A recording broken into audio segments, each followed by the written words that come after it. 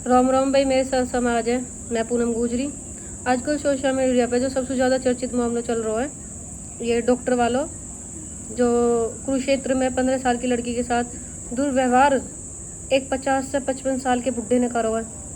करीबन 45 मिनट तक वो सिर्फ अकेला उस रूम के अंदर वह लड़की के साथ 45 मिनट तक गलत काम करता रहा, गलत हरकतें करता रहा। वह लड़की के साथ 15 साल की लड़की, वह लड़की के साथ इतनी गलत हरकत उसने करी ना कि 2 दिन तक उस लड़की की ब्लीडिंग ना रुकी। अब जाके उसकी 2 दिन बाद जाके उसकी ब्लीडिंग में आराम हुआ। सोचो कि वह डॉक्टर ने वह लड़की की हेल्प क्या कर होएगा। सबसे बड़ा सवाल जो खड़ा होता है वो होता है कि जिस टाइम पे वो डॉक्टर, अकेला डॉक्टर वह लड़की को इलाज करने के बहाने वह की क्या बदसलूकी कर रहे हो, वह टाइम पे वह हॉस्पिटल की सब नर्स कहाँ गई, कहाँ मर गई, कहाँ सो रही, कहाँ अपनी जान बचा रही वह डॉक्टर थे। अगर उसी की जगह तुम्हारी बेटी होती, क्या तुम जब भी और अपनी बेटी है उस डॉक्टर के पास छोड़ के जाती अकेली? क्योंकि तुम्हें खूब पता ही, तुम बहुत अच्छे तरीक़ा से पता ही नर्सन ने कि यह डॉक्टर का व्यवहार कैसा है, ये डॉक्टर कैसा है। जितनी आवाज़ तुम आ जाकर उठा रही हो, रोड पे खड़ी होकर तुम नारेबाजी कर रही हो, रेनू भाटिया हाय हाय, रेनू भाटिया हाय हाय। तुम्हें इतनी बुरी लगी रेनू भाटिया की बात कि भाई अगर तुम्हारी लड़कियों को मैं भेजूँ किसी और मर्द के साथ 15 मिनट के लिए रूम में, तो तुम्हें इतनी बुरी लगी। और तुमने 45 मिनट, उनने तो सिर्फ बोला और तुमने तो करके दिखाया है। तुमने 45 मिनट उस लड़की को उस बुड्ढे के साथ, उस डॉक्टर के साथ उस रूम में अकेले छोड़ दिया और तुम एक भी नर्स वहाँ आई। कहाँ आई तुम उस टाइम तक? क्योंकि तुम्हें पता था वहाँ क्या चल रहा है, इसी वजह से तुम कोई भी ना आई। और अब तुम लोगों ने रेणु भाटिया ने इस्तीफा तक दे दिया, फिर भी तुम्हारे चैन नहीं आ रहे। फिर भी तुम बोल रही हो, धरने पर उतर रही हो, सड़कन पर उतर रही हो कि हमें माफ़ी चाहिए। माफ़ी हरामजादे, डूब मरो, चुल्लू भर पड़े में डूब मरो। तुम्हारे भी बेटी होंगी और तुम भी वीर नहीं हो। आज किसी और की बेटी गैल गलत हुआ, कल को तुम्हारी गैल भी गलत होएगा, तुम्हारी बेटी की गैल भी गलत होएगा। तुम कह रही हो कि वह बाप के जोड़ती बाकी गैल अकेले छोड़ने के। अरे उसके माँ नहीं, माँ होती तो अपनी बेटी की गैल रहती। वो बाप हो तो बाप बेटी की गैल कहाँ रहते। अरे जब बिना माँ की बेटी तो तुम थोड़ी देर को तुम रह जाती, क्या करता हो? तुम्हारी गैल तो वैसे बदतमीजी करते होएगा। जब तुम्हें बदतमीजी से इतना डर हो तो तुम क्यों कर रही हो नौकरी? और जो तुम आज उठा रही हो, तुमने अब तक पहले ही आवाज़ उठाई होती ना डॉक्टर के खिलाफ, तो डॉक्टर शायद ही अस्पताल में ना हो। तो लेकिन यूँ भी हकीकत है, जो तुम आवाज़ उठा रही हो ना, यूँ बिना किसी के सपोर्ट के नहीं उठा रही। तुम्हारे पीछे किसी को सपोर्ट है, किसी को हाथ है, जो रेणु भाटिया जी को खास दुश्मन है, जो चाहवे उन्हें झुकाना।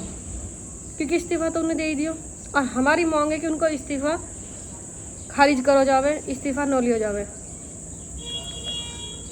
तुम्हारे नहीं है यह चीज़ की कि भाई ये तुम्हारी बोली नहीं है, ये तुम्हारी आवाज़ ज़रूर है, लेकिन ये तुम्हारी वर्ड ना है जो तुम बोल रही हो कि हमारा ठेस पहुंची है, यूँ हुआ हमको ऐसा बोली।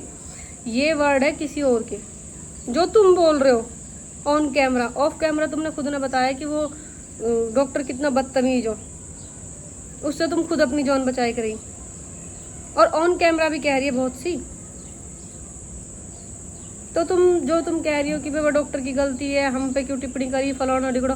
तुम पे टिप्पणी इसलिए करी गई क्योंकि तुम उस हॉस्पिटल की नर्स ही, तुम वहाँ जॉब कर रही, तुम हर महीने सरकार पे से तनख्वाह उठा रही हो। तो तुम पे सवाल न उठाए जाएंगे, तुमसे ना बोली जाएगी तो किससे बोली जाएगी?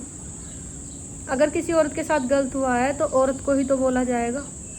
आदमी औरत के साथ जब ही गलत कर सकता है जब औरत उसका सपोर्ट करे, वरना कोई आदमी किसी औरत को छू भी नहीं सकता। अगर तुम वहाँ होती ना और तुम आवाज़ उठाती, जैसे आज आवाज़ उठा रही हो, आज तुम रोडन पाई हो, तुम उस टाइम वो डॉक्टर के लिए रोडन पाती ना। रोडन पाने की जरूरत नहीं, तुम खाली बयान देने की जरूरत है तुम्हें। वो डॉक्टर कब को अस्पताल से निकल जाता हो, लेकिन तुम्हारे औखन में शर्म नहीं है, तुम्हें डर नहीं लग रहा भगवंत है। क्योंकि कर्मा है, लौट के वापिस जरूर आता है। तुम जैसा करोगी ना ऐसा भरोगी। वो तो भरेगा ही, वो बुढ़ा तो भरेगा ही, जाने करो है। पर वाकई साथ साथ भागीदार तुम भी हो। जो तुमने शायद वह लड़की के साथ न दियो, शायद एक बार को देखी भी जाती। पर जो तुम अब कर रही हो ना, वो तो भाई अब तुम्हारा 100% होगा कि तुम्हें अपने कर्म भुगतने पड़ेंगे। अगर मैं गलत कह रही हूँ तो कमेंट में अपनी राय जरूर लिख के जाना, क्योंकि भाई सबके बेटी है। ये जो मर्द जाते ना उनके भी बेटी है, बहू है, बहन है।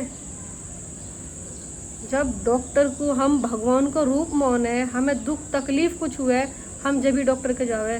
कोई पार्टी करने न जाते हो डॉक्टर के, और वहाँ जाने के बाद हमारे दुख तकलीफ में हमें और दुख तकलीफ ही दी जाएगी, तो डॉक्टर भगवान कैसे बन जाएगा? डॉक्टर तो राक्षस होगा, हैवान होगा, भगवान तो कोई भी ना रहे हो सिवाय ऊपर वाले के अलावा। भगवान कोई नहीं है, ना डॉक्टर ना कोई। और अपनी रक्षा हमें खुद करनी चाहिए।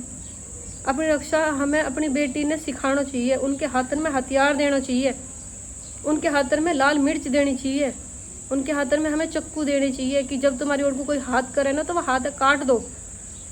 लाल मिर्च देनी चाहिए, जब तुम्हारी ओर को कोई गलत तक है ना तो लाल मिर्च के ओखर में झोंक दो। अपनी बेटी ने इतने पढ़ाओ लिखाओ, लेकिन इतनी सक्षम करो कि वे अगर बाहर जा सके तो उनसे 4 आदमी डरे, ना कि 4 आदमी उन पर गलत वो करे, अब्यूज़ करे उन्हें। तो मैं अपने पूरे सर्व समाज से हाथ जोड़ के सिर्फ इतनी विनती कर रही हूँ कि रेणु भाटिया जी को समर्थन करो। पूरी सोशल मीडिया पे वीडियोस बनाओ रेणु भाटिया जी के समर्थन में। उनको इस्तीफ़ा खारिज होना चाहिए। और जो ये माफ़ी की मांग रही है, माफ़ी ये मांगे उस लड़की से जो ये बोल रही है कि हमें ठेस पहुंची है रेणु भाटिया के बयान से। तो पहले तुम माफ़ी मांगो उस लड़की से, उसके बाद तुम बोलती हुई अच्छी लगोगी कि हाँ रेणु भाटिया जी माफ़ी मांगे।